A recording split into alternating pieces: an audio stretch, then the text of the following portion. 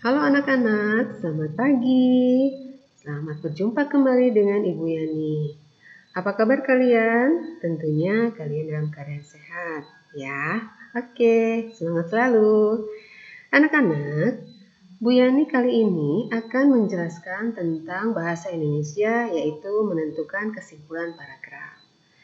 Pada minggu lalu, Bu Yani sudah menjelaskan tentang menentukan ide pokok. Nah, ide pokok ini akan diperlukan juga dalam menentukan kesimpulan. Ya, jadi setiap materinya itu akan terjadi keterkaitan atau berkesinambungan. Jadi harus dipahami ide pokok, baru nanti kesimpulan akan paham. Ya, baik. Kita lihat sekarang. Ya, pengertian dari kesimpulan. Kesimpulan adalah hasil dari pembicaraan. Jadi, dalam sebuah paragraf, itu apa yang dibicarakan? Nah, kita tarik kesimpulannya. Ya, kesimpulan yang baik paling tidak harus mencakup ada 4 isi. Yang pertama yaitu berisi pesan yang ingin disampaikan kepada pembaca. Apa isi pesan yang akan disampaikan kepada pembaca? Yang kedua adalah inti dari tulisan itu sendiri. Ya, yang ketiga adalah menggunakan kosakata yang baku. Jadi dalam menentukan atau menulis kesimpulan, kita harus menggunakan bahasa Indonesia yang baik dan benar. Cara penulisannya juga huruf besar kecil, tanda titik koma, dan sebagainya. Kemudian yang keempat adalah suatu pernyataan yang dibuat berdasarkan ide pokok dan kata kunci kalimat penjelas dengan kalimat sendiri. Jadi, dalam membuat kesimpulan, kita harus menentukan ide pokok dulu. Nah, nanti bisa dirangkaikan dengan menggunakan bahasa sendiri. Ya, baik. Nah, di sini ada 4 cara dalam menentukan kesimpulan. Ya, yang pertama kita lihat. Cara yang pertama dalam menentukan kesimpulan, langsung mengambil dari kesimpulan dalam paragraf. Nah, ini sangat mudah karena dalam paragraf tersebut sudah ada kesimpulannya, ya. Kita hanya tinggal menuliskannya kembali. Nah, kita lihat contohnya ya. Kalimat kesimpulan biasanya ditandai dengan kata jadi, dengan demikian, oleh sebab itu, oleh karena itu, maka dari itu, dan lain-lain. Nah, dalam aplikasinya kita lihat di contoh. Salah satu jenis coklat adalah kompon coklat. Coklat ini memiliki rasa manis dan harganya juga cukup murah.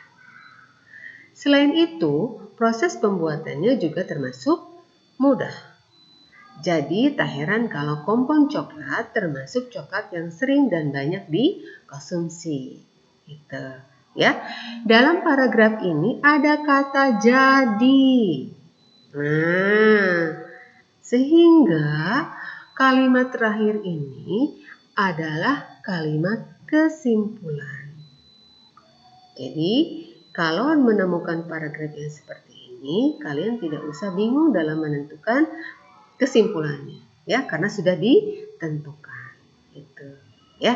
Nah, sekarang cara yang kedua yaitu dengan menggabungkan antara kalimat utama dan kalimat kesimpulan dengan menggunakan bahasa sendiri tentunya. Ya. Nah, kita lihat sekarang. Di sini ada contoh paragrafnya ya.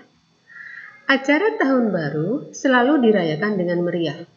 Acara tahun baru tersebut biasanya diselenggarakan di lapangan terbuka dengan menggelar konser dan menyalakan kembang api. Banyak orang-orang yang datang ke lapangan untuk merayakan tahun baru bersama. Namun, kemeriahan tahun baru tersebut tidak diimbangi dengan kesadaran para pengunjung untuk menjaga kebersihan lapangan. Akibatnya, banyak sampah yang tertinggal setelah perayaan tahun baru tersebut. Nah, di sini kita lihat kalimat utama dari paragraf ini adalah ada di kalimat pertama, yaitu acara tahun baru selalu dirayakan dengan meriah. Ini ya. Di sini juga ada kalimat kesimpulan yang ada di akhir paragraf, yaitu kalimat terakhir. Mana itu? Nah, akibatnya ini nih. Akibatnya banyak sampah yang tertinggal setelah perayaan tahun baru tersebut. Nah, maka kita dapat gabungkan kalimat utama ini dengan kalimat kesimpulan. Sehingga kesimpulan dari paragraf ini adalah kemeriahan acara tahun baru mengakibatkan lingkungan kotor karena banyak sampah yang tertinggal. Gitu. Ya. Jadi cara yang pertama dan cara yang kedua masih mudah kan? Ya, bisa dipahami kan? Ya, baik. Sekarang kita lihat cara yang ketiga. Cara yang ketiga adalah mencari sebab akibat atau akibat sebab dalam sebuah paragraf. Kita lihat contohnya ya nak ya. Penggunaan plastik yang semakin marak menjadi masalah lingkungan yang tidak kunjung usai. Plastik adalah bahan anorganik yang tidak ramah lingkungan. Hal ini disebabkan sifat plastik yang tidak mudah hancur dan terurai oleh tanah. Butuh waktu beratus-ratus tahun hingga plastik terurai dalam tanah.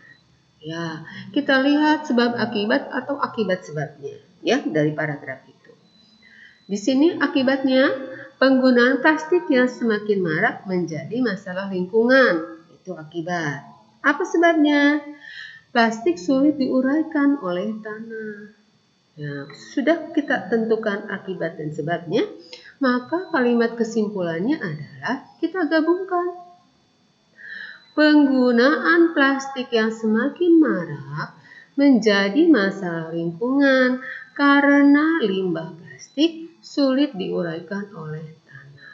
Atau tanpa menggunakan kata limbah juga boleh, karena plastik sulit diuraikan oleh tanah. Nah itu ya cara yang ketiga, dengan mencari sebab akibat atau akibat sebab. Ya. Nah, cara yang terakhir adalah cara yang keempat dengan mencari jawaban dari ide pokok. Nah, kita lihat ini, ada contohnya ya. Pencemaran akan semakin berbahaya jika sudah di dalam tubuh kita, seperti di dalam darah atau rambut. Jika terus-menerus terkumpul di tubuh, maka proses pertumbuhan dan perkembangan kita akan terganggu. Selain itu, pembentukan tulang, perkembangan otak, dan saraf pun akan mengalami gangguan. Nah, kita lihat dulu ide pokok. Ide pokok itu biasanya ada di kalimat pertama. Pencemaran akan semakin bahaya jika sudah ada di dalam tubuh kita. Nah, ini adalah ide pokok. Ide pokok itu bisa dengan menggunakan kalimat sendiri. Ya. Nah, kalau sudah ada ide pokoknya, yaitu dampak pencemaran yang masuk ke dalam tubuh kita, maka buatlah pertanyaan. Nah, pertanyaannya, apa dampak pencemaran yang masuk ke dalam tubuh? Nah, jadi dari pertanyaan itu jawabannya bisa dijadikan sebagai kesimpulan. Karena pertanyaannya apa dampak pencemaran yang masuk ke dalam tubuh, maka kesimpulannya adalah dampak pencemaran yang masuk ke dalam tubuh adalah terganggunya pertumbuhan, perkembangan, pembentukan tulang, perkembangan otak, dan syaraf. Itu kesimpulannya. Ya, paham sampai sini? Jadi itulah 4 cara menentukan kesimpulan paragraf.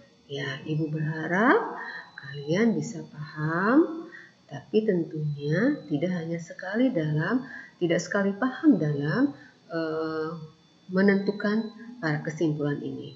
Jadi, Ibu minta kalian mengulang lagi rangkuman materinya, kemudian dilihat lagi penjelasannya, dan berusaha terus berlatih sehingga lama-lama kalian menjadi lebih paham dan mudah dalam melakukan menentukan sebuah kesimpulan dalam paragraf.